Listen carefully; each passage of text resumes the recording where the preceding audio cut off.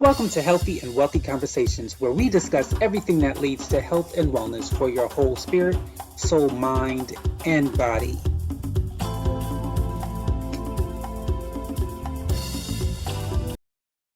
Hey, welcome to Healthy and Wealthy Conversations. I'm your host, Casey Bell, and today we have Sabrina Osso, founder of Osso Safe.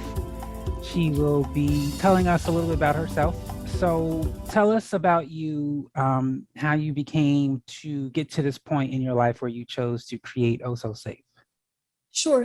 Thank you so much for having me, Casey. I really appreciate it. Uh, I've had enough therapy to say that I'm a survivor of violence. My father beat my mother on a regular basis, and my mother would beat me. So it was very traumatic, very intense and conflicting. Police would show up at the residence, and so it was pretty a lot of turmoil. And I moved out, and I upon the advice of a friend, she said, Sabrina, you need to see a therapist. I went to university, and that's where I started therapy.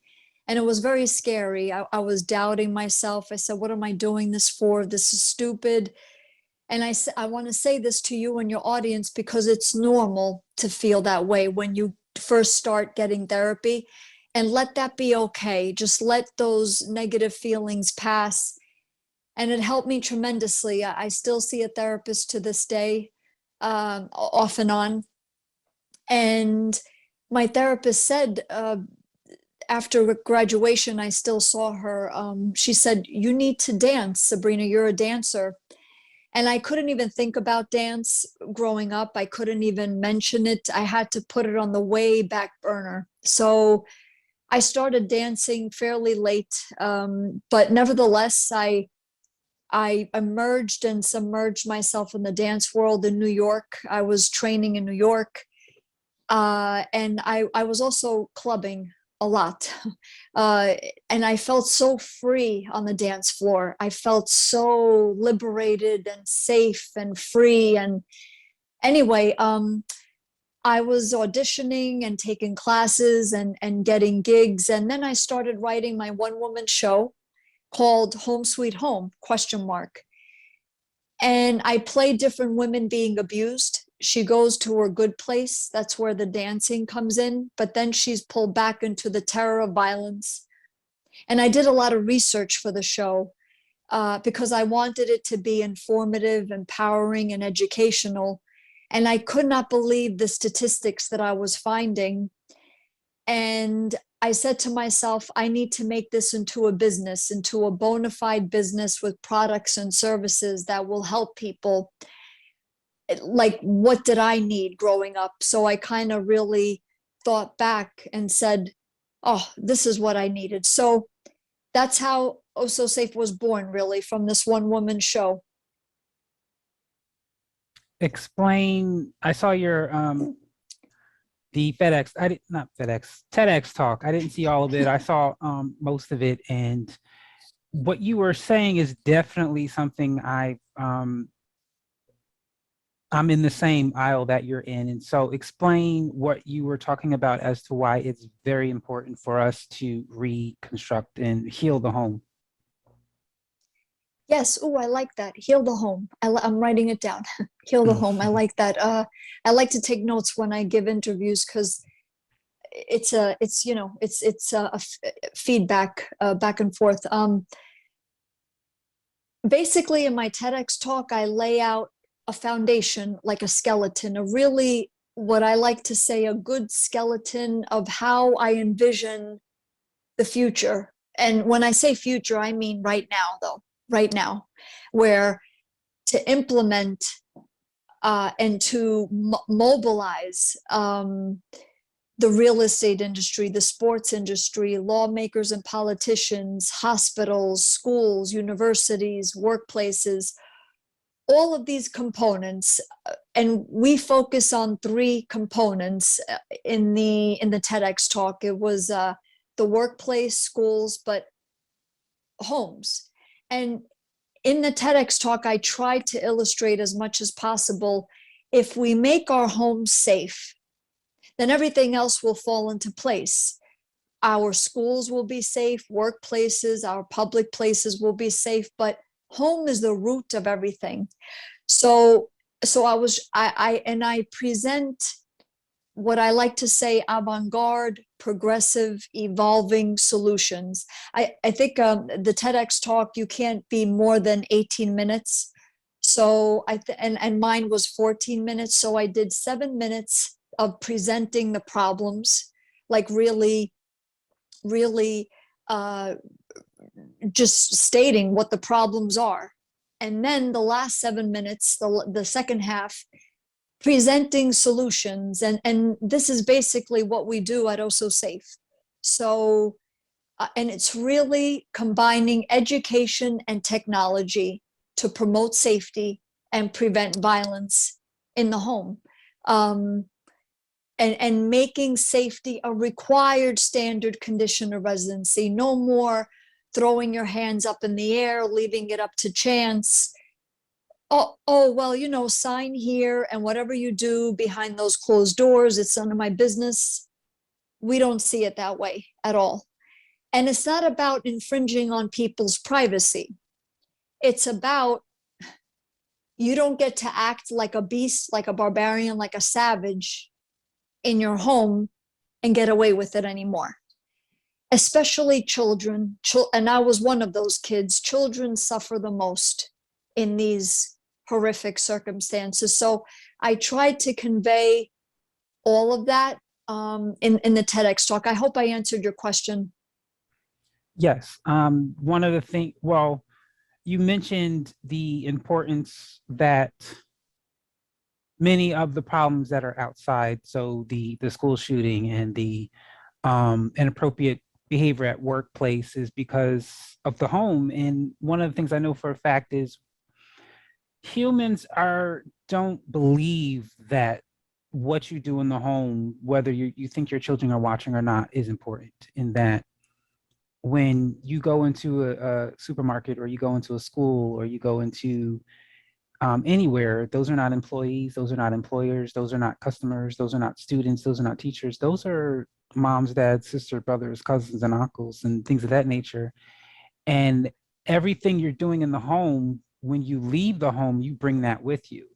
Even when I think of recently, with all of the sexual assault coming out, and some of the alleged suspects say, oh, I thought it was consensual. And then when you realize they're married, it's like, well, the fact that you're married should have been the no, not the person saying no. And the thing is, people don't realize is something happened at home that caused them to ignore the fact that they're married. Whether the victim said yes or no, the fact that you're married is the no. And the fact that they went forth anyways, something at home happened for them to ignore that no. And even when you think of the victims, when they don't tell right away, something at home said, you don't tell, you keep it quiet. And I'm still, everyone wants to fix the outside, no one wants to fix the home. And they don't realize until you fix the home, the outside is never being fixed. And so what are some, as weird as this may sound, some comfort you can give to people so they can start feeling comfortable to deal with the home? Because it's not easy. The thing is, it only gets worse and harder if we don't actually start dealing with the home. What are some things people can do for themselves? Because sometimes we want to change everyone else except ourselves. So what can we start do with ourselves if we're single? And then if you have children in the home, or you are with your parents, you watching this and you're living with your parents, what can people start doing for themselves first before they start dealing with the home? Yes, very good synopsis you gave of everything that you just said. I agree. A big driver of violence, and this starts in the home, is pornography. Um, Pornography is a big driver of violence. Now, a lot of people, pornography, it's not your business. What I do is my business. I'm in my home. But pornography is 88.2% physical aggression towards women. And there's another branch of pornography that I've been saying in interviews where it's the woman doing the abusing, and she has male clients go to her so that, and they pay her to abuse them. And they fly under the radar, these women, because people say, oh, it's always the man doing the abusing in the pornographic world. That's not the case. And abuse is abuse. So with pornography, and we're not talking about sexual freedom. We at Also Safe, we are all for sexual freedom, but pornography is the opposite of sexual freedom. It's about bondage, domination, sadism, masochism, control, manipulation, uh, um, domination. So these are not ingredients for a healthy relationship, whether with yourself or whether with someone else, and certainly not for children. And pornography is a big umbrella, and under that umbrella is trafficking, sex trafficking, child rape, prostitution. So I would say something that people can do right now, this instant, is to really diminish, to stop watching pornography because it's just poisoning your mind. At the very least, diminish it and realize that this is really poisoning your relationships, and it's creating hostility towards the opposite sex, or whatever your sexual orientation is. It doesn't matter. It is the reverse of what it's supposed to do, which is connecting with people, whether it's and it doesn't matter if you're in a relationship with someone or you're single, you're dating. It messes your idea of what a relationship is supposed to be. And I applaud the Billie Eilish and Hugh Grant and Russell Brand, and these people are coming out, these entertainers, singers, actors, saying pornography really messed me up and I stopped. Or they're being very vocal about it, and I applaud them because people listen to them. So that would be one thing right there. The second thing is try to stay in the moment as much as possible. And this goes hand in hand with meditation, breathing. This will help you in your day to day, especially with COVID that's running rampant with a new variant. It's very easy to panic, to fear, to say, oh my gosh, everything is wrong, and I'm not going to get through this. And maybe you're going through some health issues, or maybe you're going through a death, and then maybe you'll be inclined to take it out on your spouse or your partner or your brother, your sister, whatever it is. So I would say try some breathing. And I'm practicing this myself. And you can think to yourself, Sabrina, this is stupid. I have no time to breathe. I have no time to just shut it off for a few minutes. That's normal. Let that pass. Let those feelings pass, and let yourself really stay in the moment. Like right now, our moment is I'm talking to you, you're talking to me, we're listening to each other. Maybe we hear noises like in our surroundings, and that's it. We're not thinking about the past. We're not thinking about the future. We're staying in the here and now. Another thing that I would like to say is that if you're living with other people and you're in a confined space, or even not in a confined space, and you're dealing with COVID, all of us are dealing with COVID, right, on a global level. Let it be okay to ask for space. I need a few minutes by myself. Please don't bother me. And let it be okay with your other family members, whoever it is that your living situation is, your living situation at that moment. Maybe go to the bathroom and say, look, I'm going to put the do not disturb sign. Please don't bother me. And respect one another's space. It'll go a long way throughout the day if you give each other space and take that time. So, and no, also one last thing I would say, know that you deserve to be in a good relationship. We have to know that in our DNA and keep that on the forefront of our minds at all times, because it's easy to fall into a trap of a bad relationship, especially if you come from violence, abuse, chaos, dysfunction. Know what the warning signs are, but know what constitutes a good relationship. What does it mean? It means respect. It means encouraging one another, letting each other cry when necessary, listening a lot. We have this as a part of our Home Sweet Home code of living for residency. And I could talk about that later if you wish, but I hope I answered the question. These are just some tools that I think people can apply right now. Well, you can go ahead and talk about that, the home you just mentioned. Yes, we are introducing into the real estate industry, and we're focusing on the landlord tenant portion of the industry because it's the path of least resistance, but we want this to propagate over all residency, whether you rent, whether you own, whether you have a mortgage or not, it's not going to matter. Safety will become a required standard condition of residency. I'm going to say that again. Safety will become a required standard condition of residency. So in an Osso Safe certified property, you are held to a higher regard, a higher standard. You do not get to act like a beast, like a barbarian, like a savage in your home without consequences. And those consequences are eviction and or expulsion if you're a homeowner, and you don't have access to your children at that residence because you're evicted. We're saying, look, Mr. and Miss Landlord, hire us. We'll get your property Osso Safe certified. You purchase the Home Sweet Home package. It consists of a policy, a seminar, an app, and therapists assigned to the property.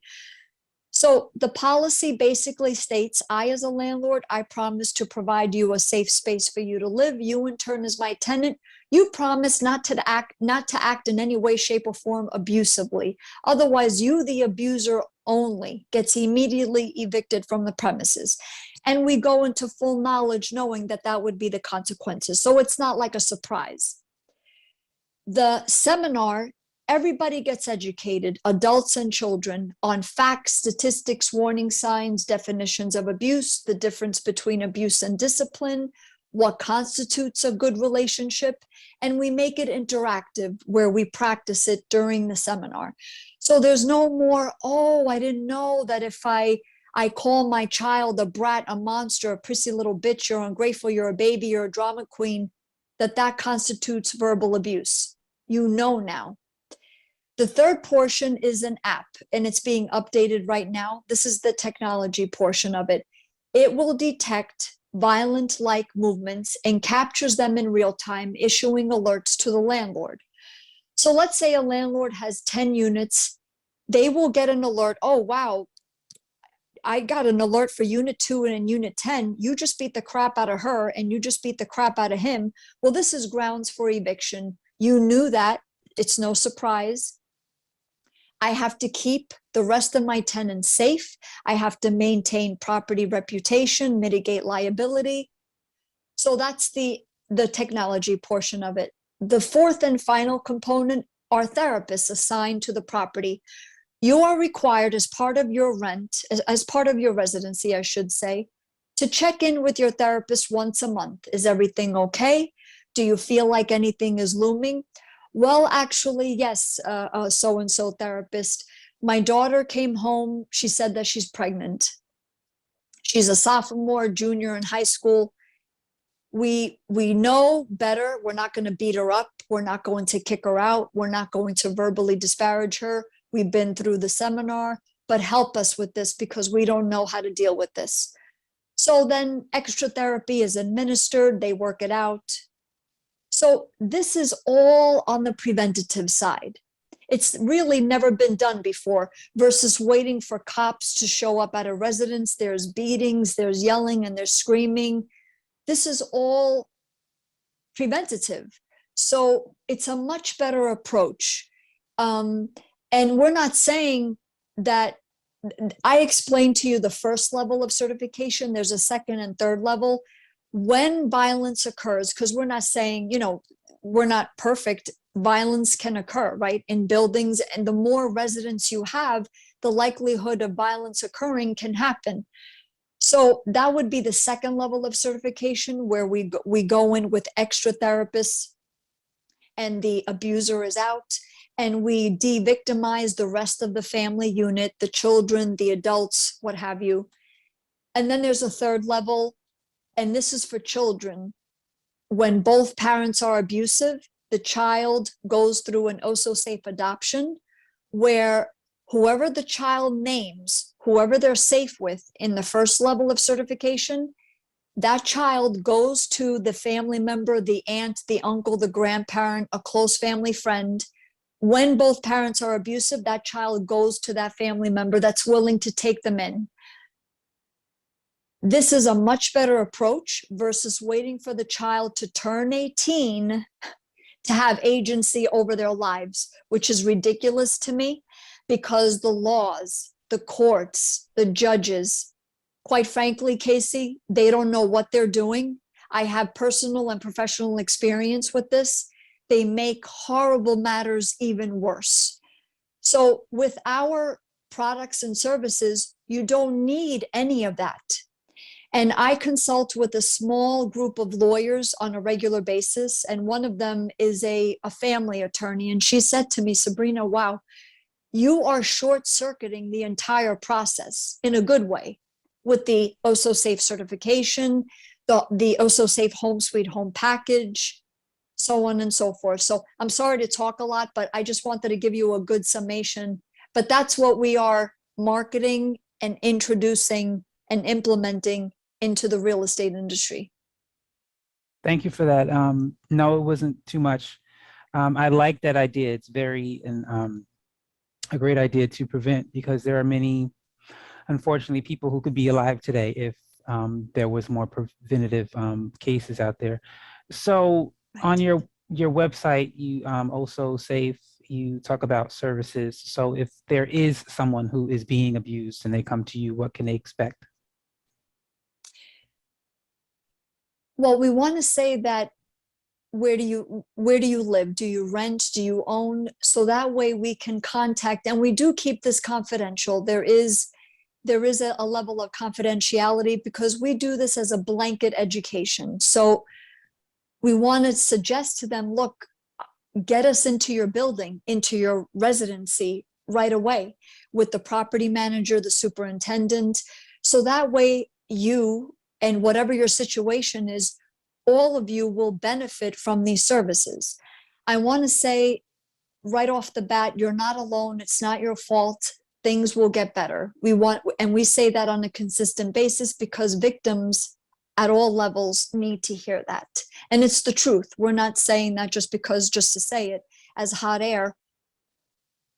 We say it because we mean it, and we have the products and services to back it up. Document your abuse in any way that you can, because it will help in.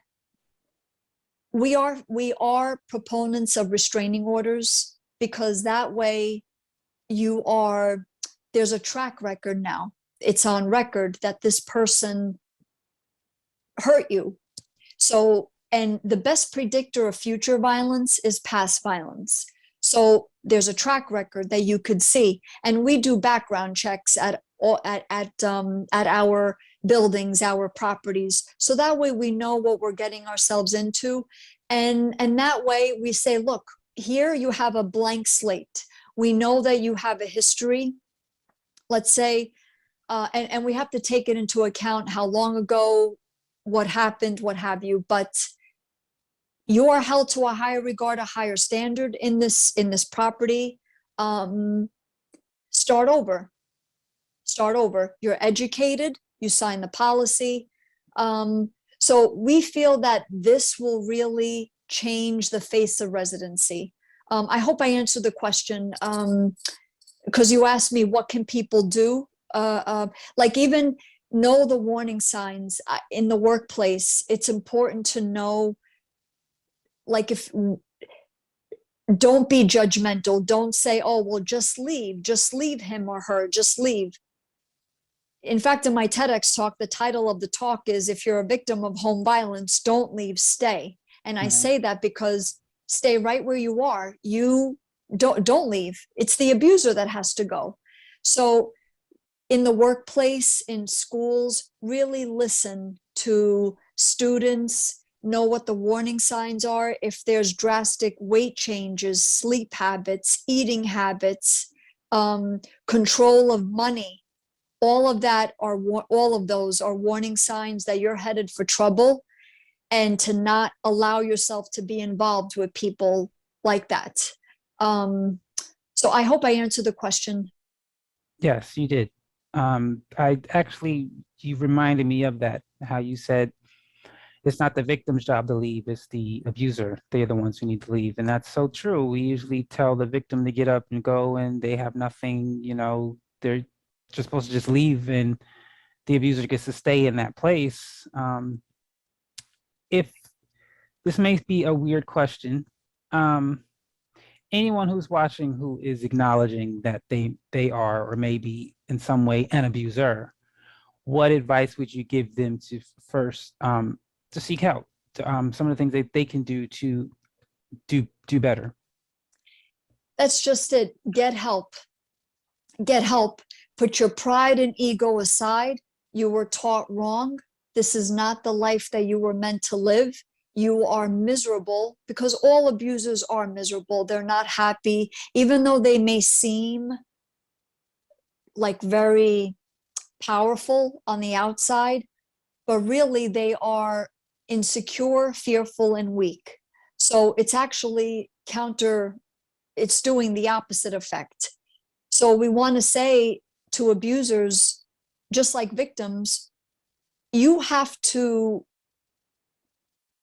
do better than your past, because obviously a lot of stuff went wrong in your past, that you maybe you thought that dad hitting mom or mom hitting dad was normal, it was okay, and you have to be dominant and manipulative and controlling.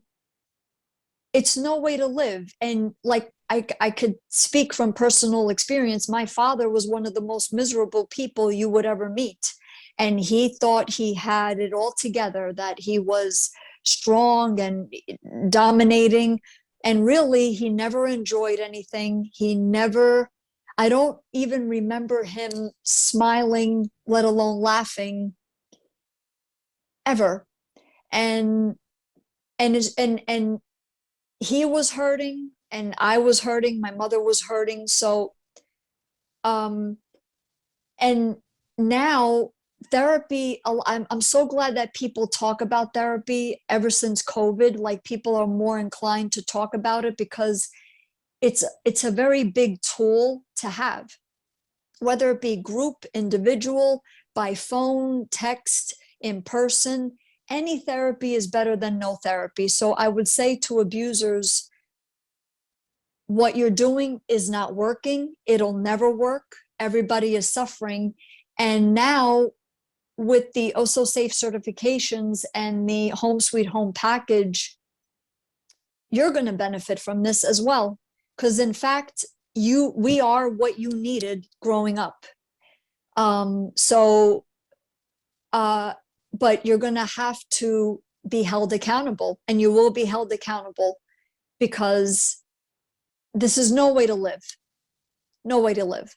And I want to say to abusive parents, just because you are a parent, it doesn't give you the right to abuse your child. And that's very clear in an OSO Safe certified property, because we give children, as long as they are about 5 years old, 6 years old, they have agency over their lives way before 18, because otherwise, the longer an abused child stays in that environment, they will become a future victim or a future abuser, or both. And why? Why, when you can nip it in the bud right in the beginning, early on in their lives? Because the longer you wait, they'll get involved with the wrong people. They'll turn to drugs, alcohol, gang related activity, and the worst, and then eventually, or self-harm, they'll start cutting themselves, or they'll commit suicide if we wait, when we wait till 18. So so that's a very good question with abusers. And in Also Safe certifications, we make it a point that, look, you're going to go get help. You are going to go get help. We see that in the vision of this whole puzzle, if you will. All right. And my last question I have for you today, which is challenging because if you're someone who's not being abused or the abuser, you see it though. Most times we have the mindset of, it's not my business, nothing I can do. If you do see it and you can, there's one thing when it's not so clear, when it's very clear.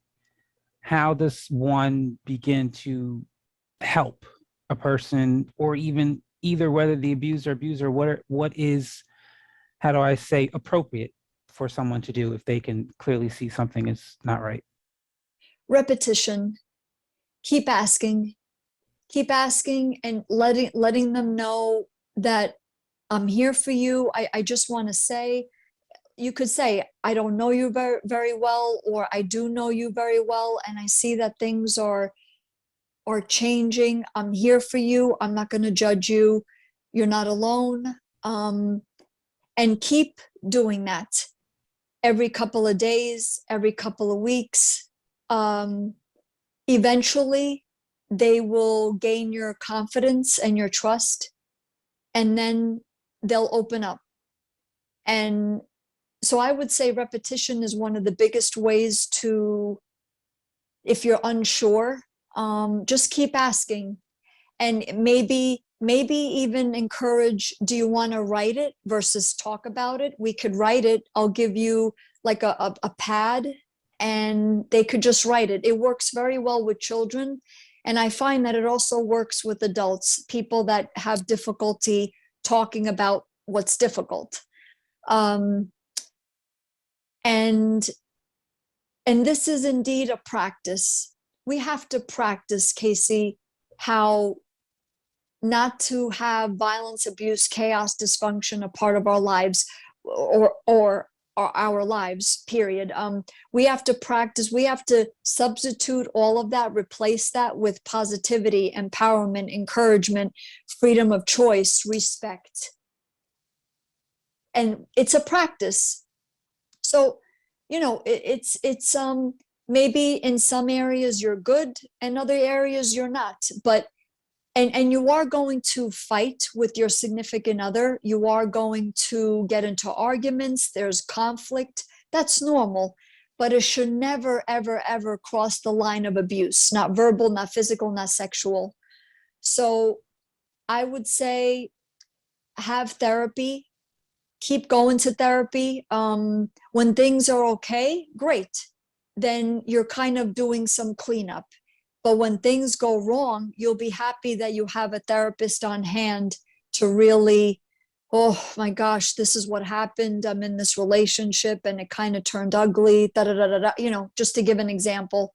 So, and I want to say to those of you that don't have violence, I am so thankful. We are so thankful to all of you that are essentially so safe, because you're living it. You're the example. It's possible.